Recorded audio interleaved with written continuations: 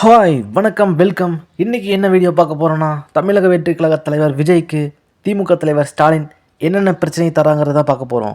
வீடியோவை கடைசி வரைக்கும் பாருங்கள். சேனலுக்கு ஃபஸ்ட் டைம் இருந்தீங்கன்னா சேனலை சப்ஸ்கிரைப் பண்ணிக்கோங்க.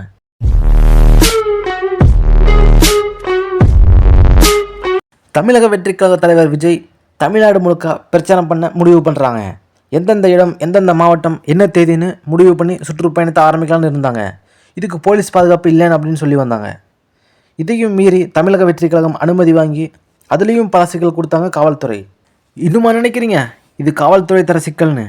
அதுதான் இல்லை, இது முழுக்க முழுக்க ஸ்டாலின் தான் பண்ணுறாங்கிறது பச்சையாக தெரியுது. சாரி ஸ்டாலின் அங்கிள் தான் பண்ணுறாருங்கிறது பச்சையாக தெரியுது.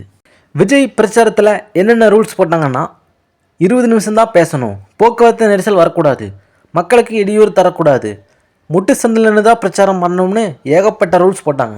விஜய் ஆரம்பத்தில் அரசியலுக்கு வரணும்னு சொன்னதுமே பல கட்சிக்கு அள்ளு விட்டுருச்சு. இந்த போட்டிக்கு நடுவில் நாம் தமிழர் கட்சி என்ன பாடுபட போகுதுன்னு நம்ம பொறுத்திருந்து தான் பார்க்கணும். இருந்தும் பல கட்சி ஆளுங்க என்ன சொன்னாங்கன்னா, இப்போ தான் கட்சி ஆரம்பிச்சிருக்கிறாரு, இவர் அரசியலுக்கு குழந்தை, இன்னும் மக்களை சந்திக்கணும், மாநாடு நடத்தணும், அதுவும் இல்லாமல் சினிமாக்காரன் எல்லாம் இதில் தாக்கு பிடிக்க முடியாதுன்னு சொன்னாங்க. அதுக்கப்புறம் மாநாடு நடத்தி மக்கள் கூட்டத்தை பார்த்து இது நடிகர்களை பார்க்க வந்த கூட்டம்னு சொன்னாங்க. இரண்டாவது மாநாடு நடத்தி அதுலேயும் வர கூட்டத்தை பார்த்து ஸ்டாலின் அங்கிளுக்கு எரிச்சல் தாங்க முடியல. என்னடா நம்ம 200 ரூபா கொடுத்து அத்தனை கூட்டத்தை கூட்டுறோம், இவனை பார்க்குறக்கே இவ்வளோ பேர் வராங்களே அப்படின்னு எரிச்சல் இன்னும் அதிகரிச்சுது.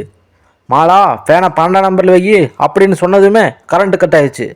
ஏன்னா இது திமுக ஆட்சி இல்லை, இவனை இப்படியே விட்டால் நம்மளை காலி பண்ணிடுவான், இவனை பிரச்சாரம் பண்ணாமல் மக்களை சந்திக்காமல் பண்ணணும்னு நம்ம ஸ்டாலின் அங்கிள் நிறைய திட்டம் போட்டிருப்பார் போல. தமிழக வெற்றி கழக தலைவர் விஜய் தமிழ்நாடு முழுக்க சுற்றுப்பயணம் போக முடிவு பண்ணுறாரு. அதில் பிரச்சாரம் பண்ண அனுமதி கேட்டு தமிழக வெற்றி கழகம் போனப்போ, நீங்கள் பிரச்சாரம் பண்ணக்கூடாது அப்படின்னு பச்சையாக சொல்லாமல் 20 நிமிஷம்தான் பேசணும், அதுவும் முட்டு சந்தில் தான் பேசணும், மக்களை தொந்தரவு பண்ணக்கூடாது, போக்குவரத்து நெரிசல் தரக்கூடாது அப்படின்னு ஏகப்பட்ட ரூல்ஸ் போட்டாங்க. அதையும் சரின்னு கேட்டு பிரச்சாரம் பண்ணால் ஸ்டாலின் அங்கிள் ஆம்புலன்ஸை பிரச்சாரம் நடுவில் விட்றாரு.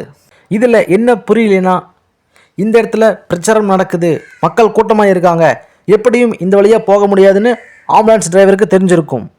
இருந்தும் மீறி போனால் கூட பிரச்சார பாதுகாப்புக்கு போலீஸ் இருந்திருப்பாங்க. அந்த போலீஸ் கூட சொல்லியிருக்கலாம் இந்த வழியாக போக முடியாதுன்னு. இது எல்லாத்தையும் மீறி வராங்கன்னா நம்ம கரண்ட் சிஎம்மோட வேலைன்னு அப்படியே தெரியுது. இதே மாதிரி எடப்பாடி பழனிசாமி பிரச்சாரம் பண்ணும்போது ஆம்புலன்ஸை உள்ள விட்டுருப்பாங்க. அப்பயே அவர் சொல்லியிருப்பார், இந்த திமுக காரனுக்கு இதே வேலையாக போச்சு, எப்போ பாரு பிரச்சாரம் பண்ணும்போது ஆம்புலன்ஸ் உள்ள விட்டு விளையாடுறான்னு சொல்லியிருப்பார். அதுக்கப்புறம் வந்து ஆம்புலன்ஸ் நிறுத்தி அதில் யாராவது நோயாளி இருக்கிறாங்களா, டிரைவர் நம்பர், வண்டி நம்பர் நோட் பண்ணுங்கள், அப்புறம் பார்த்துக்கலாம் அப்படின்னு சொல்லியிருப்பாங்க. ஒரு அரசியல் தலைவர்னா நேருக்கு நேரம் மோதணும், அதை விட்டுவிட்டு சல்லித்தனமாக சில்லி வேலை பார்க்கக்கூடாதுன்னு சொல்லியிருப்பார் எடப்பாடி பழனிசாமி. இதே டெக்னிக்கை தான் தாவேகா தலைவர் விஜய்க்கும் பண்ணியிருக்காங்க. அடுத்து திருச்சி பிரச்சாரத்தை முடிச்சுட்டு அரியலூரில் பிரச்சாரம் பண்ண போயிருப்பாங்க. அங்கே போனதுமே கரண்ட் கட் பண்ணியிருப்பாங்க. இதையும் மீறி விஜய் சனிக்கிழமை பிரச்சாரம் பண்ண போகிறதா தெரிஞ்சு, எப்படியும் எல்லா நியூஸ் சேனல்லையும் லைவ் ஓடும், மக்கள் பார்ப்பாங்கன்னு தெரிஞ்சு சும்மா இருந்த நம்ம இளையராஜாவை கூப்பிட்டு, உங்களுக்கு நாங்கள் பாராட்டு விழா நடத்த போகிறோம், அதுவும் இல்லாமல் சனிக்கிழமை தான் நடத்த போகிறோம் அப்படின்னு ஸ்டாலின் சொல்லியிருப்பார். இளையராஜா என்ன சொன்னாரோ தலையும் புரியல காலும் புரியாமல் தலையை சொரைஞ்சிட்டு ஓகேன்னு சொல்லியிருப்பார். அதுக்கப்புறம் ரஜினி கமல் எல்லாத்தையும் கூப்பிட்டு வச்சு ஷோ நடத்தி லைவ் டெலிகாஸ்ட் பண்ணியிருப்பார். மக்கள் நம்ம ஷோ தான் பார்ப்பாங்க, விஜய் பிரச்சாரம் பார்க்க மாட்டாங்கன்னு நினச்சிருப்பார் போல் ஸ்டாலின். ஆனால் அதுதான் இல்லை, இருக்கு கையில் ஃபோன். விஜய் பேசுனதை சோசியல் மீடியா ஃபுல்லாக ட்ரெண்ட் பண்ணிட்டு வந்தாங்க. ஒரு கட்சி பிரச்சாரம் பண்ணுறங்கிறது இது ஒரு சாதாரணமான விஷயம். அப்போ தான் 4 மக்களை சந்தித்து நம்மளோட குறைகளையும் நேர்களையும் பேச முடியும்.